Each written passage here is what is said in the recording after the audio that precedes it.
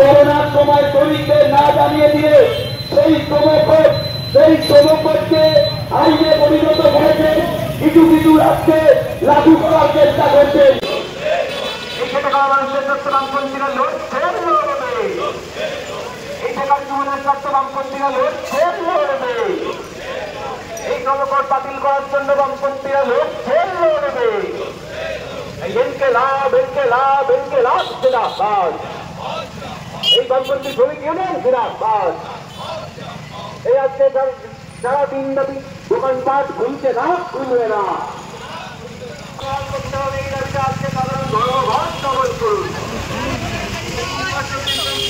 করতে হবে এই দাবিতে আজকে সাধারণ ধর্মঘট সফল করুন। কৃষি উৎপাদনের জন্য ন্যূনতম মূল্য নির্ধারণ আইন লাগু করতে হবে এই দাবিতে আজকে সাধারণ ধর্মঘট সফল করুন। এই শ্রমজীবী মানুষের স্বার্থে আজকে সাধারণ ধর্মঘট সফল করুন। ইনকিলাব ইনকিলাব ইনকিলাব জিন্দাবাদ। এই বামপন্থী শ্রমিক ইউনিয়ন জিন্দাবাদ। এই সাধারণ শ্রমজীবী মানুষের জন্য বামপন্থীরা লড়ছেন, লড়বে। এই শ্রমজীবী মানুষের স্বার্থে আজকের দোকানপাট খুলছে না, খুলবে না। করে তাদের 36,000 টাকা মজুরি দিতে হবে।